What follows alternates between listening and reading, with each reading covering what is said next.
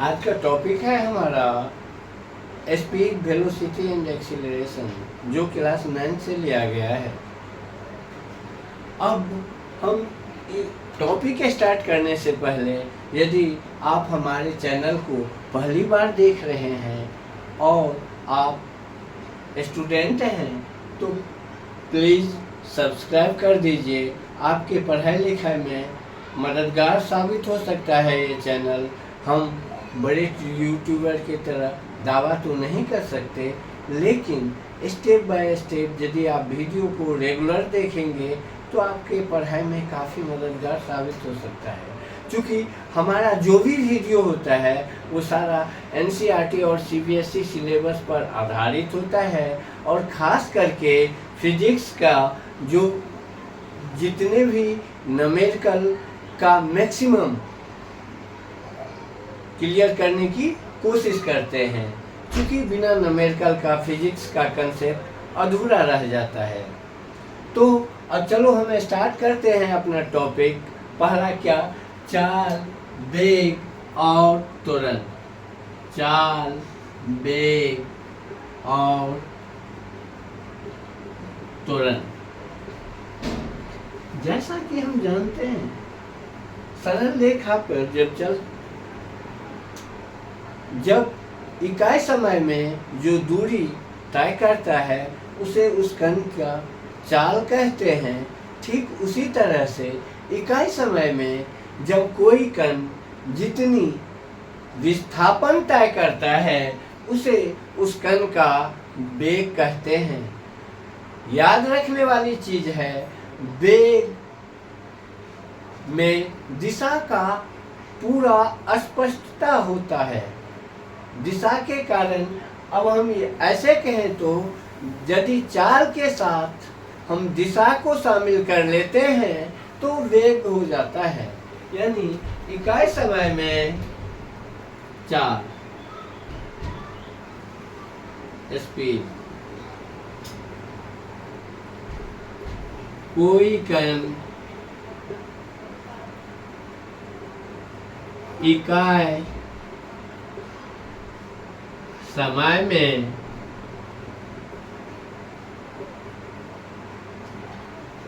जो दूरी तय करती है उसे उस कण का चाल या स्पीड कहते हैं। वेग, वेलोसिटी, कोई कण इकाई समय में जो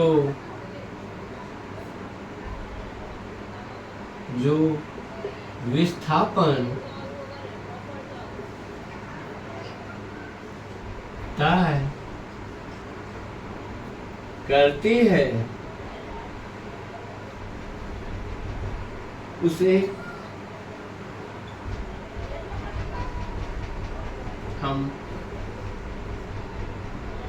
उस कण का वेग कहते हैं।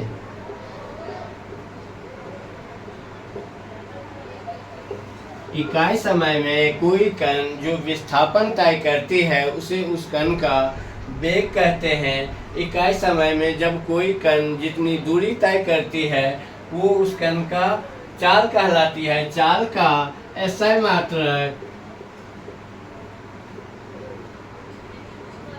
मीटर पर सेकेंड है और वेग का भी SI मात्रक मीटर पर सेकेंड होता है। और यहीं पे त्वरण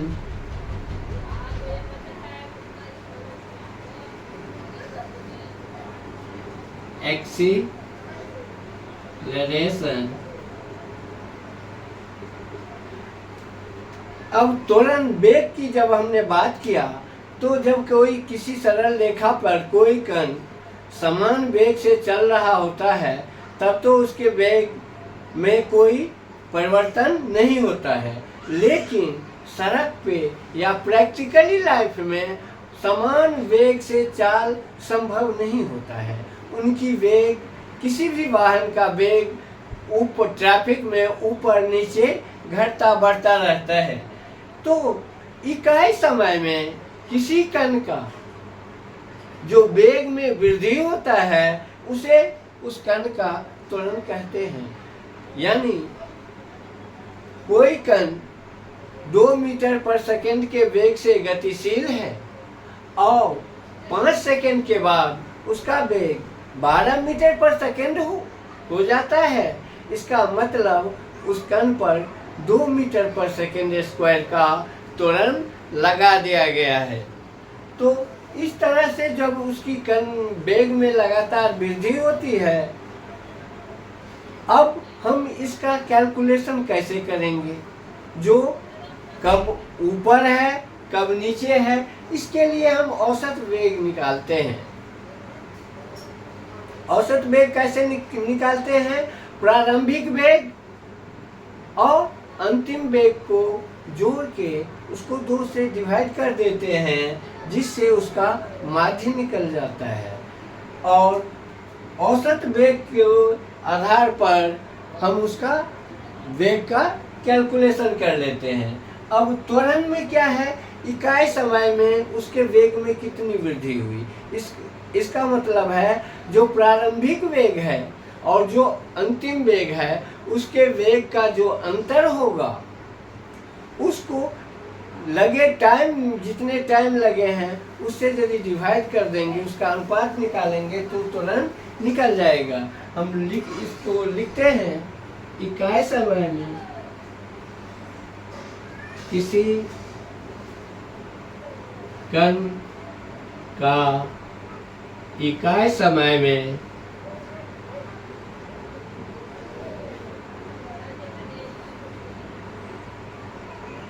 वेग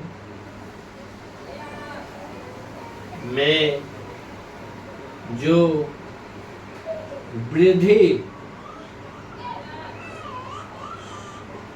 होती है, उसे उस कण का त्वरण कहते हैं। त्वरण का SI मात्रक मीटर पर सेकेंड स्क्वायर होता है। अब जब जो इकाई समय में वृद्धि होती है उसकी वेग में, उसे हम त्वरण कहते हैं, और जो कमी होती है उसे हम ऋणात्मक वेग त्वरण के रूप में जानते हैं। अब परीक्षाओं में, पेपर में लगातार 2 नंबर में ये पूछा जाता है, चाल और वेग में क्या अंतर है, या वेग और त्वरण में 2 अंतर बताइए। चाल, इकाई समय में जो दूरी तय होती है उसे हम चाल कहते हैं, और इकाई समय में जो विस्थापन तय होता है उसे हम वेग कहते हैं। चाल में दिशा का कोई जिक्र नहीं होता है, और वेग एक सदिश राशि है, इसमें दिशा का स्पष्ट जिक्र होता है। अब जैसा कि हम जानते हैं, जो इकाई समय में जो वेग में वृद्धि होता है उसे हम त्वरण कहते हैं। इसके लिए हम मान लेते हैं कोई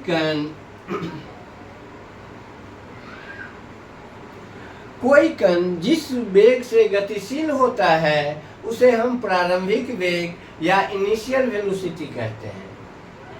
और एक निश्चित समयावधि बाद जो उनका वेग होता है उसे हम अंतिम वेग या फाइनल वेलोसिटी कहते हैं।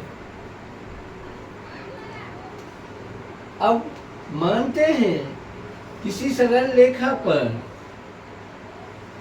कोई कण particle A u initial velocity u से गतिशील है। इनिशियल वेलोसिटी और इस पर a मीटर पर सेकेंड स्क्वायर का त्वरण लगा दिया जाता है, तो t सेकेंड के बाद इस कण का वेग b पॉइंट पे इस पार्टिकल का वेग भी हो जाता है फाइनल वेलोसिटी।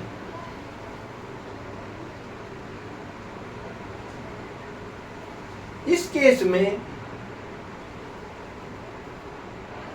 यदि कोई कण u प्रारंभिक वेग से गतिशील हो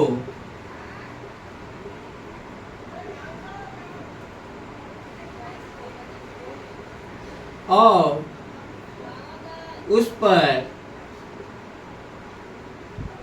a मीटर पर सेकेंड स्क्वायर का त्वरण लगा दिया जाए,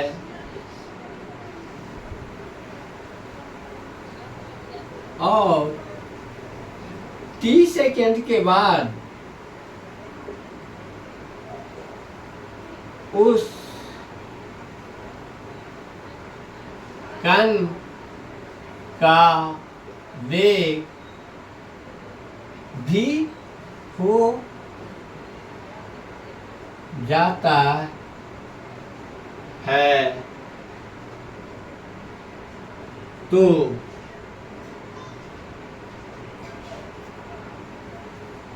वेग में परिवर्तन equal to v minus u time taken लगा समय बराबर कितना है t। इसीलिए a बराबर क्या होगा v minus u by T. त्वरण के लिए ये डेरिवेशन निकलता है। इसी को यदि हम आगे बढ़ाते हैं, ये इक्वेशन हो गया a, तो क्या होता है कोने कोनी यदि गुना होगा तो ये होगा v minus u equal to AT। अब u को हम इधर लेके चले जाएंगे, इसीलिए v इक्वल टू क्या होगा u प्लस AT। मोशन का फर्स्ट इक्वेशन यही है, v equal to u plus AT।